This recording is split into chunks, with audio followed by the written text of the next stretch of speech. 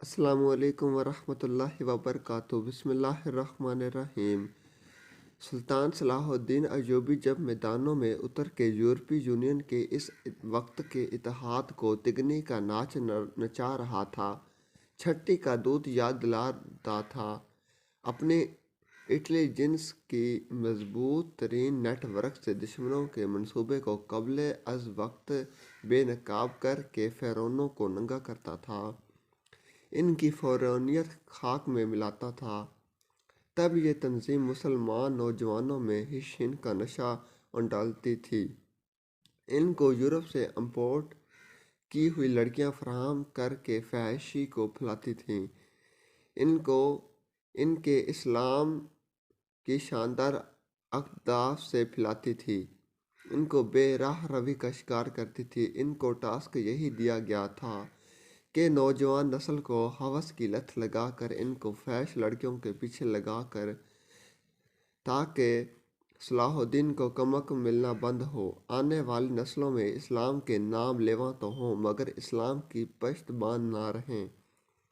وہ یہ جانتے تھے کہ سلطان صلاح الدین کو شکست دینا ممکن نہیں، اس کے جان باز سرفروش چاہے ہزاروں ہی ہیں مگر ان کے سرفراشی کے جذبے کو مات دینا ناممکن ہے۔ ویڈیو اچھی لگے تو چینل کو لائک کریں، سبسکرائب کریں، شیئر کریں تاکہ ہماری ہر ویڈیو آپ کے پاس بآسانی پہنچ سکے اور ہماری حوصلہ افزائی ہو سکے۔ شکریہ۔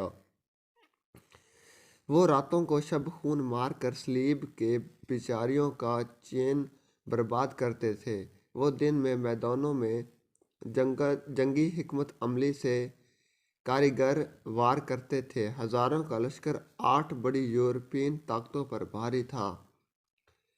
اس تین کا مارکا وہ تابناک باپ ہے جس پہ آج کے گورے بھی شرمندہ ہیں۔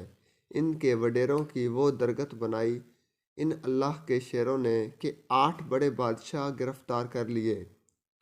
دربار سجا ہوا ہے، صلاح الدین تخت پر بیٹھا ہے، سارا یورپ اس خدا کے ولی کی طرف رحم کی نظروں سے دیکھ رہا ہے۔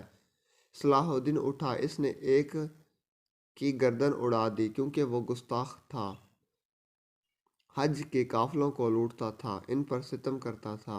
باقیوں کو اس نے کہا جا پھر سے تیاری کر کے آؤ۔ صلاح الدین ایوبی میدان میں ڈٹ کھڑا ہے۔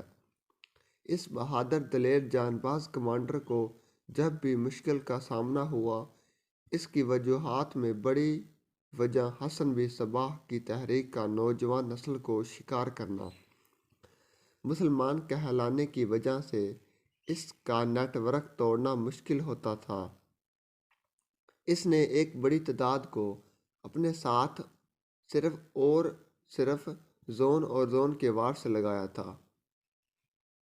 ویڈیو اچھی لگے تو چینل کو لائک کریں، سبسکرائب کریں، شیئر کریں تاکہ ہماری ہر ویڈیو آپ کے پاس بآسانی پہنچ سکے۔